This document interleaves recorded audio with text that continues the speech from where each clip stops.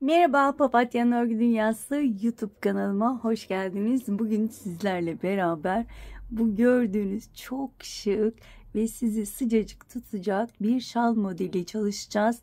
Yapımı çok kolay arkadaşlar. 3 aşamadan oluşuyor.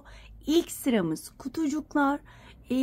Ben toplamda enini 30 kutu, boyunu da 140 kutu çalıştım. Daha sonra zincir gidiyoruz ikinci kısımda. Üçüncü kısımda zincirler çekip aralarına geçiriyoruz ve ortaya muhteşem bir şey çıkıyor. Biraz oyalayıcı, çabuk öğrenebileceğiniz ama oyalayan bir model. Ama bence oyaladığına değiyor arkadaşlar. Şöyle tüm renklerini göstermek istiyorum. İnanılmaz güzel oldu. Hemen buradan da belirtmek istiyorum. Arkadaşlar ben bu modeli Alize'nin sayfasında gördüm ve hediye olarak hazırlamak istedim. Nasıl olsa öreceğim. Ben de bir şekilde göstereyim dedim. Bazı takipçilerim sadece siz anlattığınızda ben yapabiliyorum diyor. Ve ben de dedim nasıl olsa çalışacağım. Şöyle renklerin güzelliğini de göstermek istiyorum.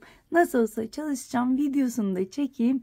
Belki takipçilerime yararlı olur dedim. Hemen iplerimden bahsetmek istiyorum. Arkadaşlar ben kutucuk yani ilk bölüme elimde kalan şöyle artık yünler vardı. Artık yünlerimi kullandım. Toplamda bir tane yeterli oluyor. İkinci bölümde hemen şöyle göstermek istiyorum. Elimde olan yünleri kullandım. Şal ipleri, batik şal ipi arkadaşlar. Toplamda 350 gram gitti. Tek renk yapabilirsiniz. Tek bir batikten yapabilirsiniz. 2 batikten yapabilirsiniz. 3 aşamayı da benim gibi farklı batiklerle yapabilirsiniz. Bu model 3 tane tek renkle olmaz mı derseniz tabii ki olur. Çok güzel olur. Onu da denemeyi düşünüyorum. Hatta onunla yelek yapmayı düşünüyorum. Ama ben 3 tane farklı batikle yaptım. İlk sırayı çok kafanızı karıştırmak istemiyorum. Elimde artık olanlar vardı. Videonun içerisinde zaten tek tek anlatacağım. Onlarla yaptım. Ama toplamda 3 tane ayrı ayrı batik aldığınızda 3 yumak yeterli oluyor. Sizler daha büyük yapmak isterseniz 4 yumak aldığınızda yeterli olacaktır. Kullandığım tığ numarası 3 milimlik tığ kullandım. Elimi çok gevşek tuttum. Sizlerin eli sıkıysa 4 milimlik tığ kullanmanızı öneriyorum arkadaşlar. Evet, isterseniz hemen bu güzelliğin yapımına geçelim. Geçmeden önce minik hatırlatmamı yapmak istiyorum. Arkadaşlar kanalıma abone değilseniz abone olup bildirimleri açıp bir de bu videonun altına yorum yazarsanız hem bana destek olmuş olursunuz hem de bu videonun devamlılığını sağlamış olursunuz diyorum. Ve hemen bu güzelliğin yapımına geçiyorum. Evet arkadaşlar ben kutucukları daha önceden ördüm. Şöyle göstermek istiyorum. Video çok uzamasın diye hemen kamera arkasında bunu bu şekilde ve elimde olan artık yünlerle ördüm.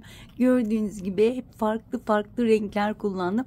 Sizlerin de aynı şekilde elinizde artık yünleriniz varsa her sırada rengarenk örebilirsiniz. Şimdi size küçük bir şekilde öğreteceğim. Zaten çoğumuz kutucuk yapmayı biliyoruz. Ama bilmeyenler için yine şöyle küçük bir şekilde öğreteceğim. Hemen ebatlarını sizlere vermek istiyorum. Eni 30 kutudan oluşuyor ve 47 santim ütülemedim. Şalımızı tamamen bitirdikten sonra ütüleyeceğim. Çünkü her sırada ütülersem orantı kuramayız. O yüzden şalımızı tamamen bitirdikten sonra ütüleyeceğiz. Ve boyunu da 140 kutu 1 metre 90 santim yaptım. Birazcık uzun yaptım. Enini çok geniş yapmadım. Ama sizler daha geniş yapmak isterseniz 80 santim enini yapabilirsiniz. Bu şekilde arkadaşlar hemen size şöyle tek renkten göstermek istiyorum. Biraz kamerayı yakınlaştıracağım. Zincirleri çekerken ben şöyle enine zincir çektim ama saymadım. Şöyle uzunca bir zincir çektim. Normal ne elimi sıkıyorum ne de çok gevşek. Normal şekilde istediğim uzunluğa gelene kadar zincirimi çekiyorum. Size göstermem için şu kadar uzunluk yeterli olacak. Artan zinciri de keseceğim zaten. En son çektiğim zincirden tırnağımla tutuyorum. Ve burada 1, 2, 3, 4, 5, 6 tane zincir çekiyorum. Tığın başını doladım. Tırnağımla tuttum. Zincire battım. Ve üçlü trabzan yapıyorum. Önce bir ilmek, sonra 2 ilmek. Bu şekilde. Arada 3 zincirim var. 1, 2, 3 zincir çektim. Tığın başını doladım. 1, 2, 3. zincire battım. Ve üçlü trabzan yaptım. Önce 1, sonra 2. Ben elimi gevşek tuttuğum için benim kutucuklarım birazcık büyük oluyor. Bayağı bir gevşek örüyorum. Size verdiğim ebatlar sizin eliniz sıkıysa ya da daha bolsa değişiklik gösterecektir arkadaşlar. Santim olarak yaparsanız sizin için iyi olacaktır. Atıyorum ben enini 30 kutudan yaptım. 47 santim oldu. Siz eğer eliniz sıkıysa bu 30 santim bile olabilir 30 kutuda. Onu da belirtmek istiyorum. 3 zincir çekiyorum. 1, 2, 3. zincire battım. Üçlü trabzan. Bu şekilde. 3 zincir. 1, 2, 3. zincire battım. Ve üçlü trabzan. Bu şekilde istediğiniz uzunluğa gelene kadar devam ediyorsunuz. Bir tane daha yapalım. Yeterli olacaktır. 1, 2, 3. Üçlü trabzanımı yaptım. İstediğimiz boya geldik. Burayı hiç kafanıza takmıyorsunuz. Hemen arta kalan zinciri şöyle çok dibinden olmayacak şekilde kesiyorum. Ve şöyle şu ucunu çektiğimde bakın kapandı. Daha sonra da bunu daha küçük bir tığla saklayabilirsiniz. 1, 2, 3, 4, 5, 6. Başlangıç hep 6 zincir. Tüm sıralar aynı şekilde ilerliyoruz. Ve hemen önümdeki ilk trabzan tepesine batıyorum. Ve yine üçlü trabzan. 3 zincir. Trabzan tepesine battım. Üçlü trabzan. Kutularımız tamamen bu şekilde. İster daha küçük yapın, ister daha büyük. Çok minik yaparsanız uygun olmayacaktır. Çok büyük yaparsanız da uygun olmayacaktır. Orta büyüklükte kutucuklarımız yeterli olacaktır arkadaşlar. Eğer elim çok sıkı, benim kutucuklarım minicik oluyor derseniz daha büyük numarada tığlar kullanabilirsiniz. Ben 3 milimlik tığ kullandım. Ama 4 milimlik tığ gibi örüyorum. Bayağı bir gevşek örüyorum çünkü. Sıranın sonuna geldim. 3 zincir çektim. 1, 2, 3. zincire batıyorum. Ve yine üçlü trabzanımı yapıyorum. Bu şekilde git gel yaparak istediğiniz uzunlukta yapabilirsiniz. Kafes sıramızı. Kaç zincir? 3, 4, 5, 6 ve trabzan tepelerine batarak üçlü trabzanlarımı yapıyorum. 3 zincir, hemen önümdeki trabzan tepesine battım. Üçlü trabzan. Eminim ki anlaşıldı. Yeni öğrenen arkadaşlar için de biraz yavaş yapmaya çalışıyorum. Bakın 1, 2, 3.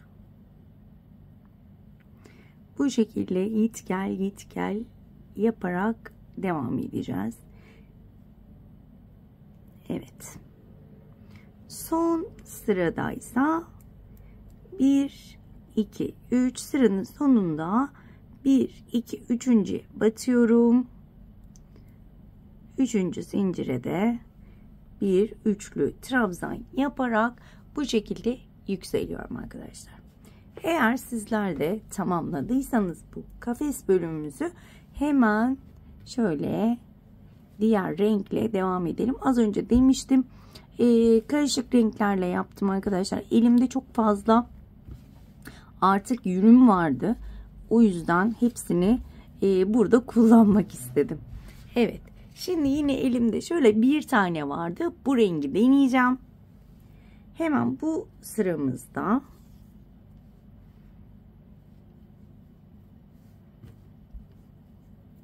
şöyle ipime bir düğüm attım.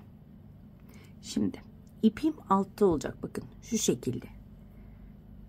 Şu şekilde ilk şuraya hemen batıyorum. Şöyle eminim görünüyor. Şu ilmeği de alıyorum.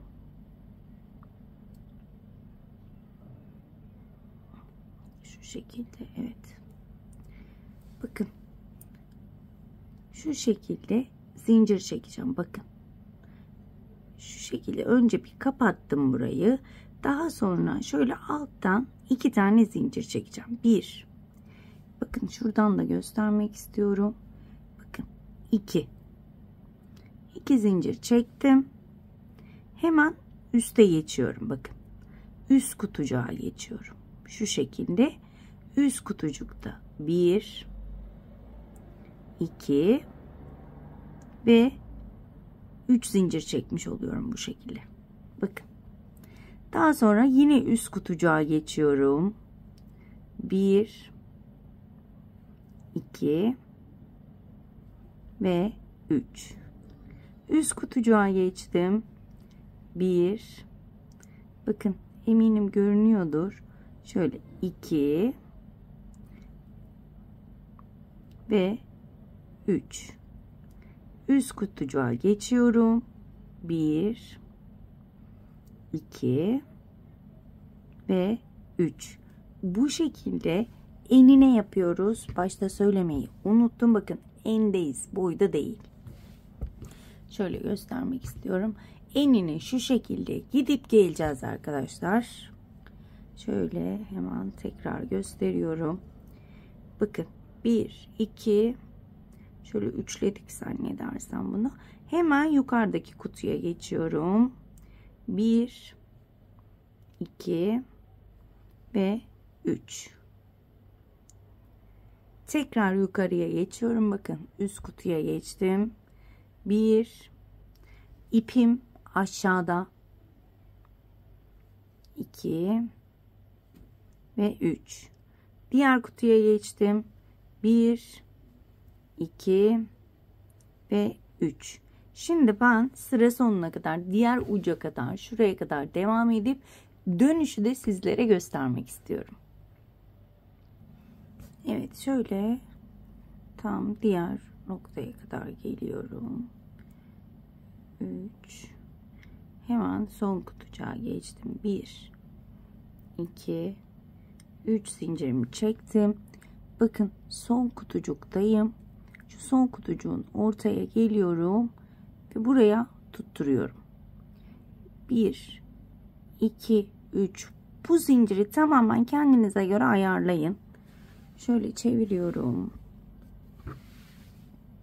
2 de çekebilirsiniz. Kasma yaparsa 3 de çekebilirsiniz. Ben şu anda 3 ile deneme yapıyorum. Dediğim gibi her zaman sizlerle birlikte başlıyorum. Ne çıkacağını bazen ben de bilmiyorum. Evet, burada 3 zincirimi çektim.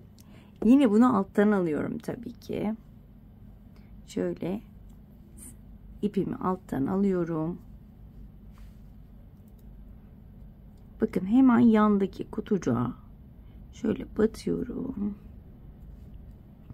Şöyle bana da ters geldi ve bunu şöyle kaydırma yaparak buraya sabitledim. Şöyle göstermek istiyorum, bakın. Ve yine aynı yöntemle bu ortalara gelince daha da rahatlatacak. Şimdi uç kısımda olduğu için birazcık zorluyor olabilir. Yine 3 zincir çekiyorum. 3 zincirden sonra hemen yukarıdaki kutucuğa geçiyorum. 1, 2 ve 3. Hemen yukarıdaki kutucuğa geçtim. 1, 2, 3. Şu şekilde yukarı geçtiğimizde zaten bu zinciri bu şekilde bağlamış da oluyoruz. Gördüğünüz gibi hiç zincirde oynama yok. 1, 2, 3. 3'ten sonra yukarıdaki kutucuğa geçtim. hem bağlamış oldum buraya hem de ilk zincirimi çekmiş oldum. 2 ve 3. Hemen yukarı. Elimizi gevşek tutalım. Eğer çok sıkı yaparsanız büzülme olabilir. Gördüğünüz gibi benimkinde hiç büzülme yok. Çünkü ikisini aynı ayarda örüyorum. Aynı tığla, aynı elinizin ayarıyla ikisini de örmeniz önemli. Bir sonraki sırada diğer 3. sıramızda, bu 2. sıra olarak söylüyorum. Onda çok önemli değil. Zincir çekip hemen iğne ile geçireceğiz. Onda elinizin ayarı önemli değil. Ama hem kafes bölümünde hem bu bölümde elinizin ayarı aynı olmak zorunda. Evet, bu şekilde eminim ki anlaşıldı. Bu şekilde git gel yaparak devam edeceğiz. Ben yine diğer tarafa kadar öreceğim. Yine bir dönüş daha göstermek istiyorum. Daha sonra kamera arkasında devam edeceğim. Evet, ben yine sıranın sonuna kadar geldim. 3 zincirimi çektim. Hemen şöyle bakın. Şu zincirlerin tam ortasına batıyorum. Şöyle kaydırma yaparak daha hoş görünecek. Kaydırma yaparak kapattım. 1 2 3 zincir çektim ve hemen yandaki kutucuğa geçiyorum. Yine oraya da şöyle kaydırma yaparak geçiyorum. Bakın daha düzgün oldu bu şekilde. Evet. Daha sonra çeviriyorum.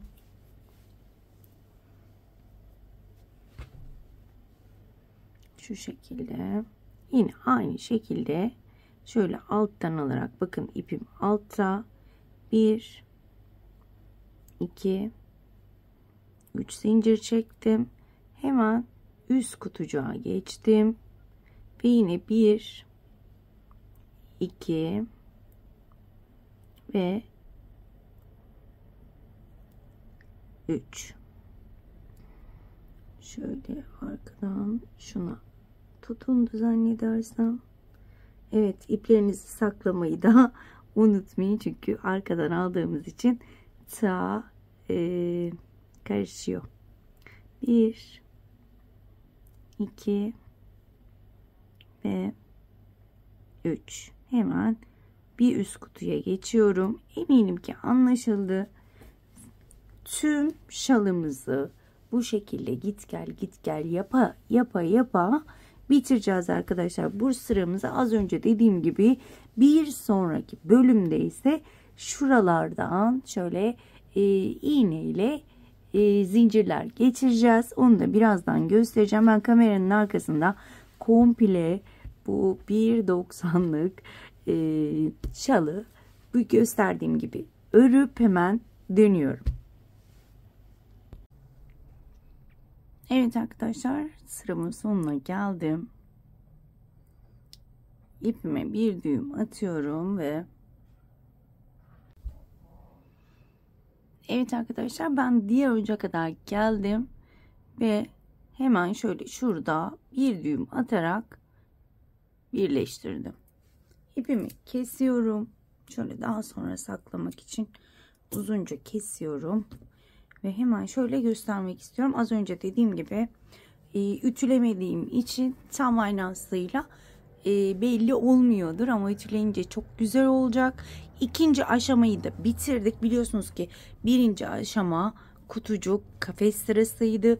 İkinci aşama zincir çekerek git gel yöntemiyle bu şekilde bu uçta başlamıştık. Diğer uçta bitirdik. Tamamını şöyle sizlere göstermek istiyorum.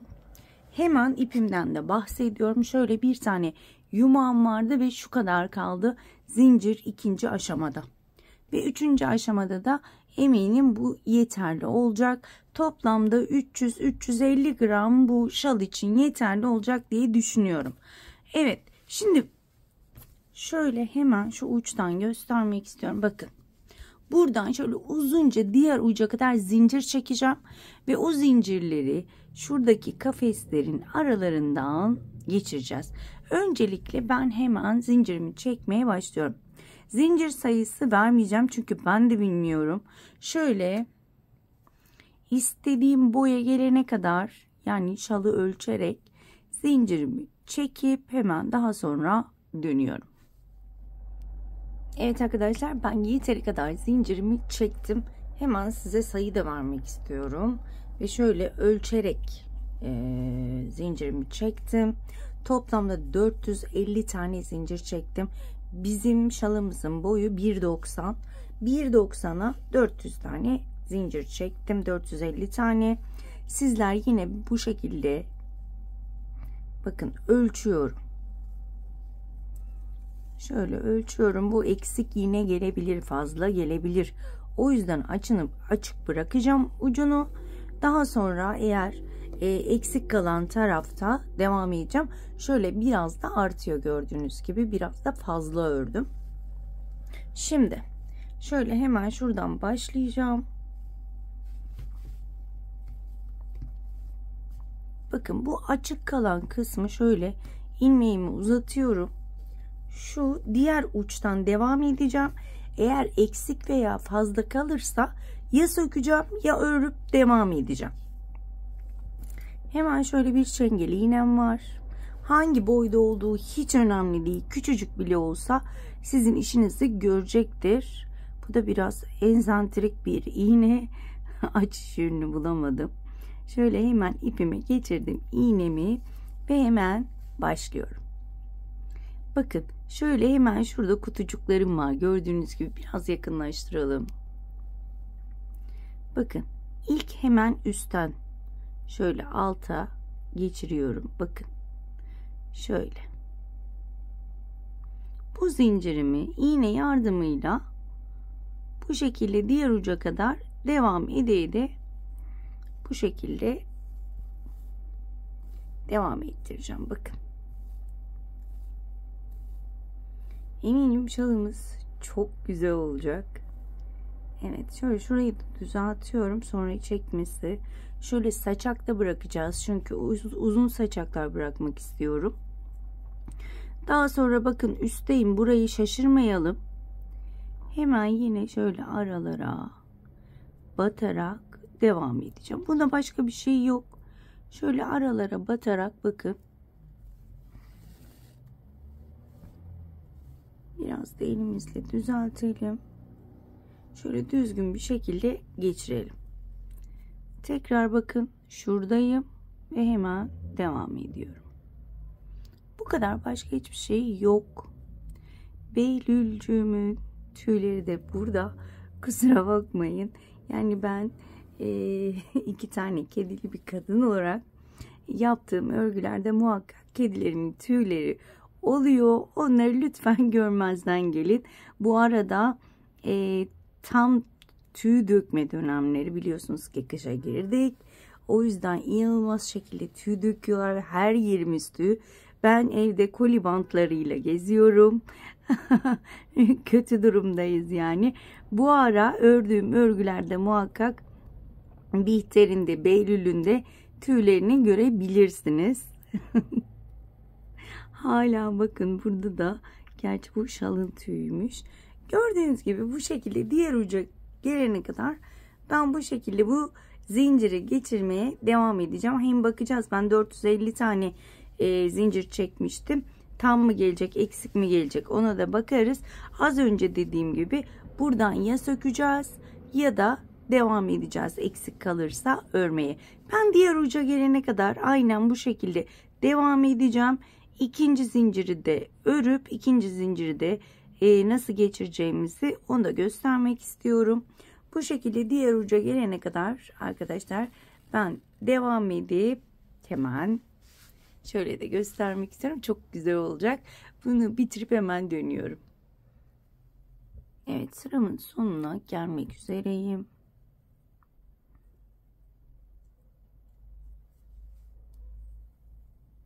Şu şekilde bitiriyorum. Bu kadar püskül olması benim için yeterli.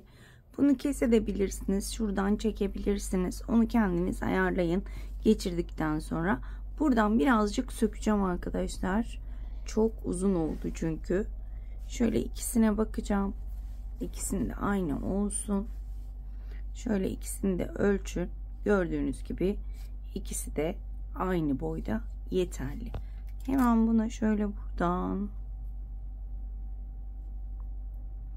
keseceğim. Daha sonra ucunu artık ipliğimize saklarız. Evet. Şimdi ilk zincirimi geçirdim. Bakın düz tarafı, ters tarafı ve dikine geçiriyorum arkadaşlar. Diğer ikinci bölümü şöyle enine olarak yapmıştık. Şimdi dikine. Daha önce yine ben zincirimi çektim. Bu sefer 430 tane çektim. Şöyle 20 tane falan eksik çektim. Sizler gösterdiğim yöntemle bunu aynen uygulayabilirsiniz.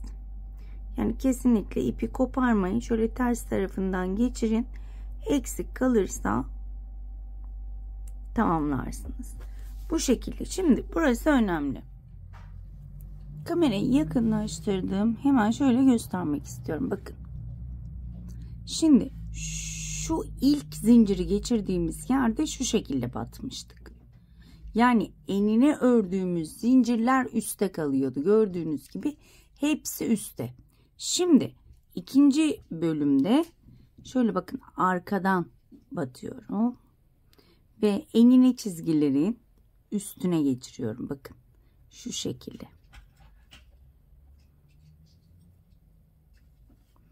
Hemen şöyle geçirdikten sonra görürseniz daha net anlaşılacak. Şöyle hemen şunları eşitliyorum. Bakın. Bakın. Şöyle daha net anlaşılacak. Bakın şu maviler benim enine ördüğüm zincirler. Diğerleri ise kutucuklar. Bakın mavide bu zincirim altta kalmış.